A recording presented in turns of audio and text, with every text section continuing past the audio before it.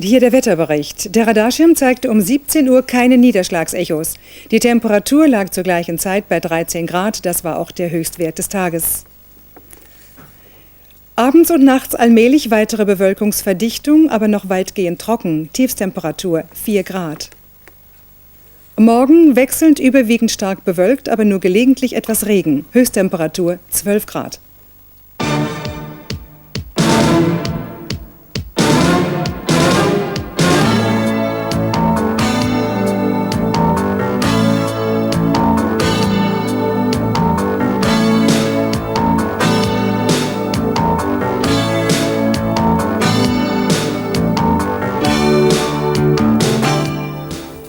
Guten Abend, meine Damen und Herren. Ostern ist vorüber, aber das mögen nun viele für ein besonders bemerkenswertes Osterei halten. Innen drin der Palast der Republik und als Hülle Erweiterungsbauten, die sich am Grundriss des alten Stadtschlosses orientieren und den wenig beliebten Palast gnädig verhüllen. Der Architekt des Palazzo Prozzo hat es selbst so vorgeschlagen. Und jetzt, erklärte der Senatssprecher offiziell, soll's auch so gemacht werden. Der Palast der Republik wird nicht abgerissen. Nach dem Willen des Senats soll hier auf dem Marx-Engels-Platz sogar noch angebaut werden. Es hat sich nämlich gezeigt, dass ein Abriss 250 Millionen D-Mark kosten würde. Eine Sanierung nach neuesten Methoden aber etwa nur 110 Millionen D-Mark beträgt. Letztlich geht es aber nicht nur um den Palast der Republik, sondern es geht auch um einen Erweiterungsbau, der hier auf diesem Platz entstehen sollte. Und unsere Vorstellung ist, dass dieser Erweiterungsbau sich orientiert an den Maßen, an den Grundrissen und Dimensionen des alten Stadtschlosses, ohne aber eine Rekonstruktion zu sein. Das Stadtschloss wird also nicht wieder aufgebaut, doch wird sich der Neubau am Grundriss und den Ausmaßen des Schlosses orientieren, wie hier in dem Modell des Architekten Heinz Graf Hunder. Der Berliner Senat wird nun auch der Bundesregierung den Vorschlag machen, einen Erweiterungsbau zu errichten, der an das Schloss erinnert. Und im Sommer wird dies auch die Vorgabe für den städtebaulichen Wettbewerb sein. Und dann wird sich hoffentlich endgültig entscheiden, was aus der Spreeinsel wird. Der Schlichterspruch lautete 5,4%. Doch dies mögen die finanziell gebeutelten öffentlichen Arbeitgeber nicht schlucken. Bei 4,7% markierten sie das Ende der tariflichen Fahnenstange. Nur eine kleine Differenz zwischen Angebot und Forderung, aber offenbar eine, die kaum überbrückt werden kann. Weshalb jetzt die Gewerkschaften die Urnen aufstellen und ihre Mitglieder zur Urabstimmung über einen Streik aufrufen. Für den Westteil wohlgemerkt, denn tariflich gibt es nach wie vor eine Grenze. Die Stimmzettel für die Urabstimmung wurden heute aus der ÖTV-Zentrale ausgeliefert. 80.000 sind es für die Westberliner Gewerkschaftsmitglieder. Dazu kommen 40.000 bei der DAG. Von der Ankündigung des Senats, im Mai eine Abschlagszahlung von 500 Mark zu leisten, wollen sich die Gewerkschafter bei der Abstimmung nicht beeinflussen lassen. Ich gehe davon aus, dass sich die Kolleginnen und Kollegen nicht den tarifpolitischen Schneid durch eine Abschlagszahlung abkaufen lassen. Wir sind sicher, wir werden mehr als die nötigen 75% in der Urabstimmung erreichen. Und ich bin auch sicher, dass unsere Kolleginnen und Kollegen bereit sind, den Arbeitskampf auch in Berlin durchzuführen. Egal, ob es letztlich zu 4,7 oder 5,4% mehr Lohn kommen wird. Im Berliner Landeshaushalt wurde für dieses Jahr ursprünglich eine geringere Lohnerhöhung eingeplant. Wir gehen davon aus, dass 4% finanzierbar sind. Darüber hinausgehende Erhöhungen müssen wir an anderer Stelle einsparen. Wie viel machen die 4% Lohnerhöhungen in konkreten D-Mark-Beträgen aus? Das sind überschlägig 440 Millionen Mark. Jedes weitere Prozent würden dann weitere 110 Millionen Mark ausmachen. 110 Millionen pro Jahr. Ab morgen früh wird abgestimmt. 70% Zustimmung sind bei der DAG erforderlich, 75% bei der ÖTV und die Zeichen stehen auf Streik. In den letzten 5 Jahren steht das Nettoverdienst still praktisch. Und die Preise sind in Berlin so explodiert, dass ich es überhaupt nicht einsehe, auch wegen der Wiedervereinigung, wenn ich in der Zeitung lese, dass zum Beispiel allein für den Jäger 90, 100 Milliarden Mark aufgewendet werden. Das Geld muss ja schließlich da sein. Da werde ich meinen Kopf für nicht hinhalten. Der regierende Bürgermeister Diepgen appellierte heute an die Tarifparteien, einen letzten Einigungsversuch zu unternehmen. Für 0,7% streike man nicht. Am Freitag wird man sehen, ob die Gewerkschafter seiner Meinung sind. Um Löhne geht es auch in unserer Nachrichtenübersicht heute mit Jeanette Schiemann.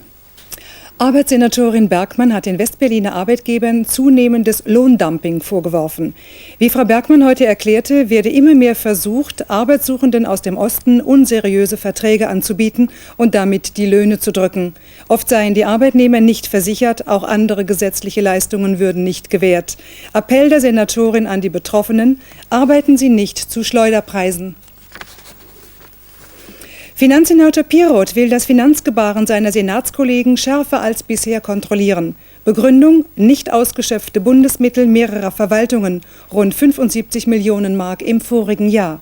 Piroth kündigte heute an, er wolle sich jetzt monatlich im Senat Bericht erstatten lassen. 4. Schlichtungsrunde in der Druckindustrie. Im Hotel Berlin machten die Arbeitgeber heute Vormittag einen Schlichtungsvorschlag. Danach sollen die Löhne in den 9 Bundesländern bis 1997 schrittweise angepasst werden. Zurzeit erhalten die rund 20.000 Ostdrucker 65% des Westlohnes. Die Arbeitgeber beharren jedoch darauf, dass bei schlechter wirtschaftlicher Lage die Lohnerhöhungen ausgesetzt werden. Das lehnt die Gewerkschaft IG Medien aber ab. Die Verhandlungen werden zur Stunde noch fortgesetzt. Berlin und Brandenburg sind offenbar über Fahrverbote auf den Gewässern beider Länder tief zerstritten. Wie heute aus dem Bundesverkehrsministerium bekannt wurde, hat ein Vermittlungsgespräch mit Verkehrsexperten aus Berlin und Potsdam keine Annäherung gebracht. Weitere Vermittlungsbemühungen werde es nicht geben. Vielmehr werde der Bundesverkehrsminister in den kommenden Tagen nach eigenem Gutdünken in der Sache entscheiden. Benefizkonzert für Orchester in Rumänien. Zur Stunde dirigiert Robert Maxim ein Wohltätigkeitskonzert im Weddinger Max-Beckmann-Saal. Musiker aus Berlin und anderen Bundesländern spielen Enescu und Brahms. Den rumänischen Orchestern fehlt das Geld für neue Musikinstrumente. Mit Benefizkonzerten in mehreren deutschen Städten wollen die Musiker ihre rumänischen Kollegen unterstützen. Ein Hinweis der Deutschen Oper Berlin. Der für morgen angesetzte Liederabend muss wegen Erkrankung von Marianne Hegander ausfallen. Ein neuer Termin steht noch nicht fest. Eintrittskarten können an der Opernkasse zurückgegeben werden. Der Präsident der Westberliner Akademie der Künste, Walter Jens, hat Anschuldigungen des Schriftstellers Günter Kunert zurückgewiesen. Wie gemeldet, hatte ihm Kunert vorgeworfen, er habe sich als Mitglied der Akademie der Künste Ost seit 1986 zu tief mit gewissen Leuten im Osten eingelassen. Dazu Jens in einem Interview: Auch Thomas Mann, Erwin Piscator und Boris Blacher seien Mitglieder der Ostakademie gewesen. Er selbst sei erst in die Akademie berufen worden, als mit der Gorbatschow-Ära auch in der DDR-Kulturpolitik eine Liberalisierung deutlich spürbar geworden sei. Dialog per Fernsehsatellit im Amerika-Haus. Der Anlass? In diesen Tagen beginnt in Washington, der Hauptstadt der USA, ein deutsches Festival. Die amerikanischen Veranstalter vom Kennedy Center stellten sich heute in Berlin und Stuttgart den Fragen der Interessierten. Auf dem einmonatigen Festival soll die Kultur des vereinten Deutschland vorgestellt werden. Neben Konzerten, Ausstellungen und Theater werden Vorträge über deutsche Kultur, Geschichte und Politik das Programm vervollständigen. Berlin ist mit einer Ausstellung über die Kunst in den 90er Jahren vertreten. Das Theater des Westens wird Ende des Monats mit einer noch nicht aufgeführten Kabarettrevue in englischer und deutscher Sprache nach Washington reisen.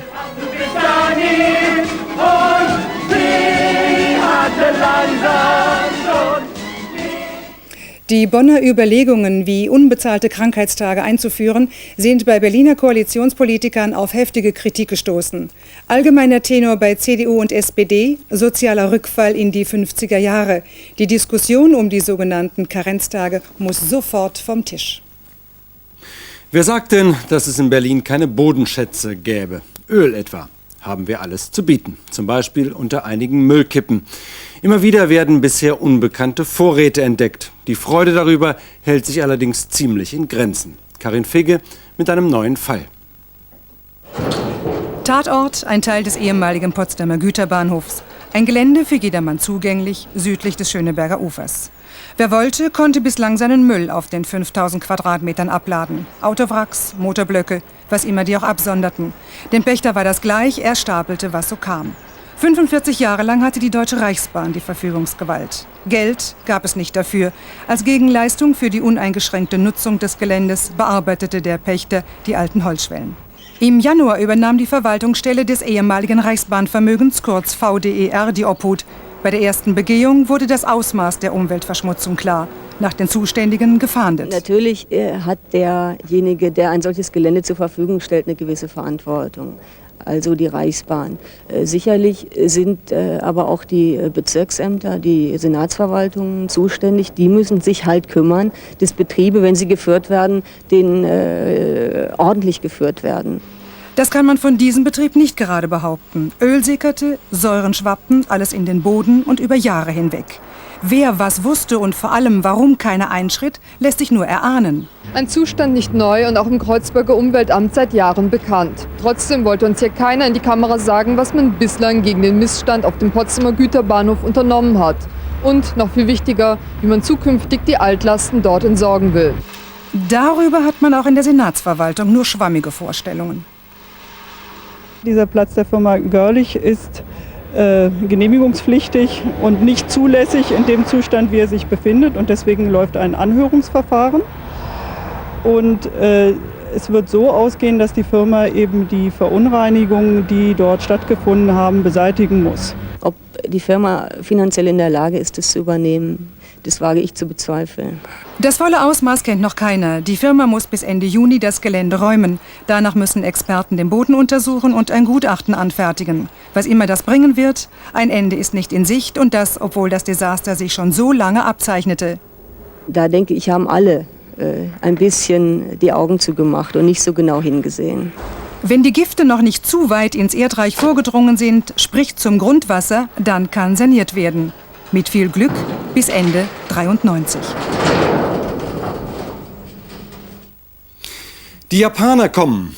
Dieser Satz sorgt manchmal für Schrecken, manchmal für Freude, je nachdem, ob es Verkäufer, Investoren oder Touristen sind. Heute ist eine ganz besondere Variante zu vermelden. Ein japanischer Laden am Kurfürstendamm mit deutschem Sortiment für japanische Kundschaft. Im Westen was Neues aus Fernost. Gegen 17:30 Uhr wurde der rote dreieckige Teppich für die kommenden Ereignisse freigeräumt. Dann gab es eine rote Nelke ans Revers und dann kam die Bürgermeisterin. Nicht jeder neue Laden in Berlin wird von der Bürgermeisterin selbst eröffnet. Zu Mitsukoshi aber kam Christine Bergmann. So wichtig sind dem Senat die japanischen Investitionen. Japans Generalkonsul war auch da. Man spürt, hier öffnet kein Sushi-Imbiss. Die Aufmerksamkeit gilt der 4. Deutschlandfiliale des japanischen Kaufhauskonzerns Mitsukoshi. Der Konzern, vor über 300 Jahren gegründet, beschäftigt über 12.000 Angestellte, davon jetzt 19 in Berlin. 6 Millionen Mark sollen sie im ersten Jahr auf gut 800 Quadratmeter Verkaufsfläche umsetzen. Und das eben nicht mit japanischen Produkten, sondern im Gegenteil, vor allem deutsche Luxusprodukte sollen an Japaner verkauft werden. Aber auch Souvenirs der ziemlich normalen Art. Ferner Kunst und Antiquitäten. Und Wein aus besseren Lagen. 25.000 japanische Touristen waren im letzten Jahr in Berlin. Es dürften bald mehr werden, besteht doch seit einigen Monaten bereits eine Non-Stop-Flugverbindung Tokio-Berlin. Bezahlt wird am Kudamm mit D-Mark oder auch mit Yen. Der aktuelle Umrechnungskurs steht an der Kasse. 10.000 Yen sind 117 Mark. Und hier weitere Meldungen. Rund 2 Dutzend Kurden und Türken haben heute vorübergehend die SPD-Zentrale in der Müllerstraße besetzt. Wie es hieß, aus Protest gegen die Unterdrückung der kurdischen Minderheit in der Türkei. Nach Auskunft eines SPD-Sprechers zogen die Besetzer nach 1,5 Stunden freiwillig ab. Zu dem Raubmord in der Tankstelle an der Kaiserin-Augusta-Allee vor einer Woche hat die Kripo immer noch keine heiße Spur. Nach wie vor die Frage, wer hat vergangenen Dienstag gegen 20 Uhr etwas Verdächtiges im Bereich der Tankstelle beobachtet. In der Sache sind jetzt 10.000 Mark Belohnung ausgesetzt. Hinweise nimmt jede Polizeiwache entgegen. Die Polizei war auch über Ostern in Sachen Alkohol am Steuer unterwegs. Bilanz der stadtweiten Kontrollen: Rund 350 Autofahrer wurden angehalten, 70 mussten ins Röhrchen pusten, 22 wurden den Führerschein los. Brand im Hochhaus am Blasewitzer Damm 8 in Spandau. 3 Kellerräume brannten gestern Nacht völlig aus. Während der Löscharbeiten mussten 10 Mieter vorübergehend ihre Wohnungen verlassen. Eine Bewohnerin kam mit Rauchvergiftung ins Krankenhaus. Brandursache vermutlich Brandstiftung. Dass Feuer bewusst gelegt wurde, davon geht die Polizei auch bei dem gestrigen Brand im Wirtschaftsamt von Pankow aus. Brandstiftung vermutlich, um Spuren zu verwischen, denn die Täter stahlen mehrere Computer, Rechner und Schreibmaschinen. Das Wirtschaftsamt an der Straße von Schönholz ist seit gestern abrissreif. Verletzt wurde niemand. Aus einem Potsdamer Gefängnis sind heute Vormittag 2 Untersuchungshäftlinge ausgebrochen. Von ihnen fehlt jede Spur. Einer der Gesuchten ist ein 30-jähriger Berliner, der an einem Raubüberfall auf einen Zigarettentransport beteiligt gewesen sein soll. Im Oktober letzten Jahres war auf der Autobahn Berlin-Nürnberg eine ganze LKW-Ladung Zigaretten verschwunden, im Wert von 1 Million Mark. Die Polizei hat eine Serie von Schuleinbrüchen in Friedrichshain aufgeklärt. Täter sind 9 Jugendliche im Alter zwischen 14 und 17 Jahren. Ihre Beute, Radios und Videorekorder im Wert von knapp 20.000 Mark wurden bei Wohnungsdurchsuchungen sichergestellt. Der Sachsendamm wird am kommenden Wochenende nicht gesperrt. Wie von der Bauverwaltung heute zu hören war, wurden während der ersten Sperrung die maroden Brücken so zügig repariert, dass eine zweite Sperrung überflüssig ist. 24. Mai, Bezirkswahlen in Berlin. Die erste Gesamtberliner Kommunalwahl seit 1946. Gewählt werden die Verordneten von 23 Bezirken, von Pankow bis Tempelhof, von Spandau bis Köpenick. Dazu heute Abend eine Diskussion mit Spitzenkandidaten. Um 21 Uhr im Dritten.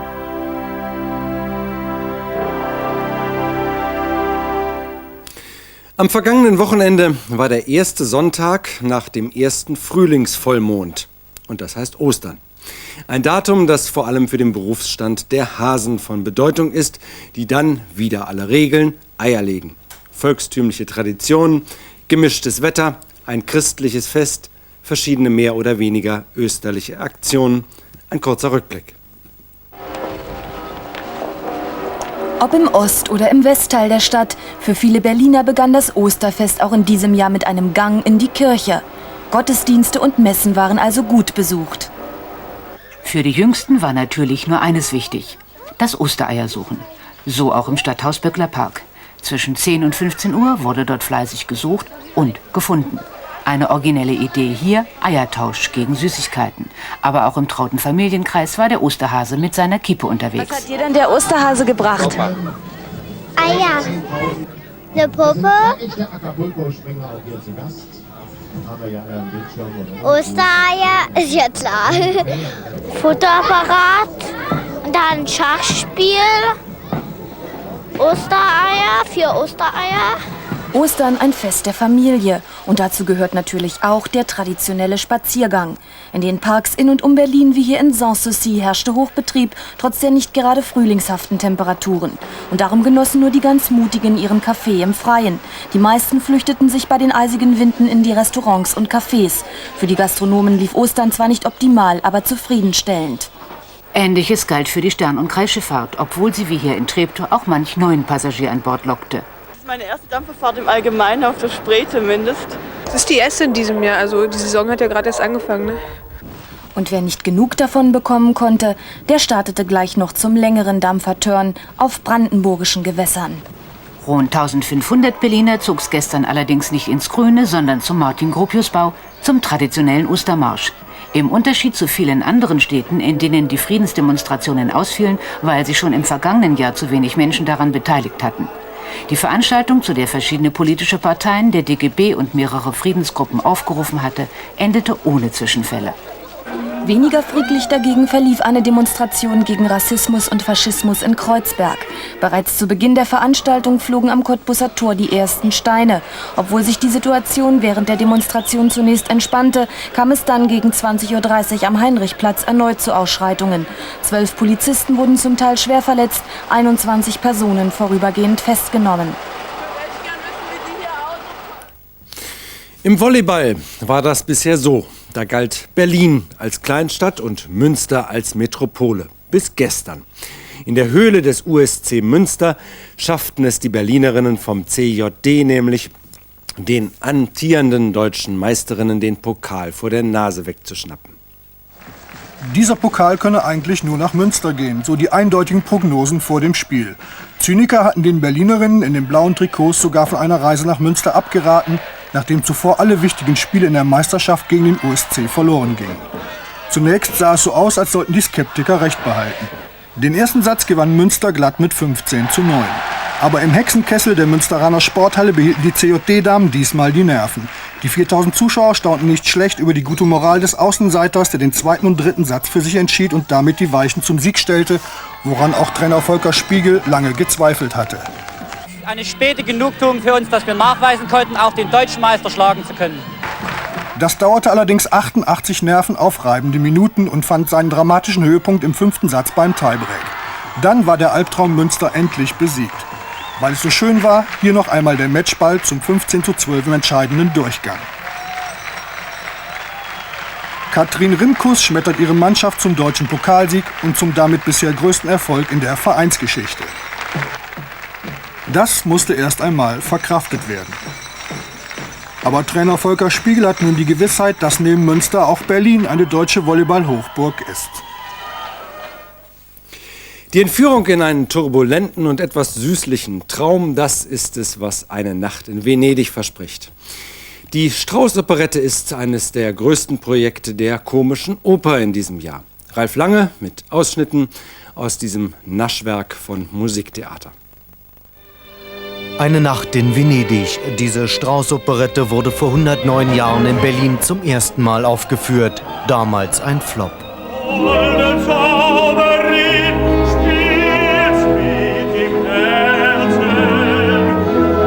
Der Herzog, der nur in die Augen der schönen Frauen blickt und als pompöser Kostüm- und Bühnenzauber die Massenszenen in der Komischen Oper.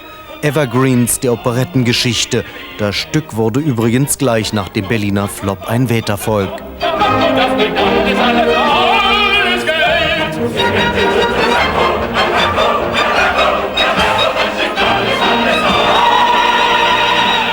Diese aufwendige Produktion hat Qualität mit Witz und Tempo und Venedig als Maskenball.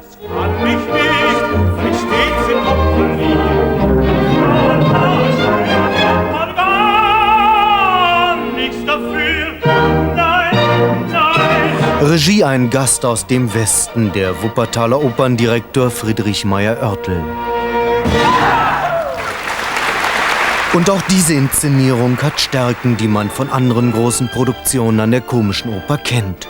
Karneval in Venedig als riesiges Bühnenspektakel, Commedia dell'arte und die Operette, ein perfekt inszeniertes Musiktheater.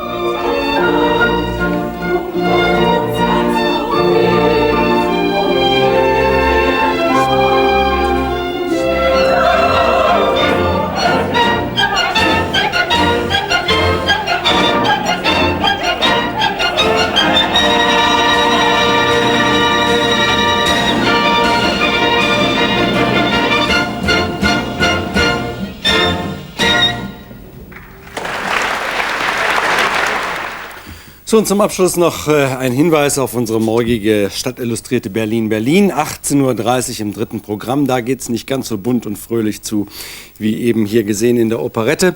Es geht unter anderem um betrügerische Makler, die die Wohnungsnot ausnützen. Und dazu startet Berlin-Berlin morgen eine Telefonaktion. Sie können sich beteiligen. Ich danke Ihnen für heute fürs Zuschauen. Bis morgen.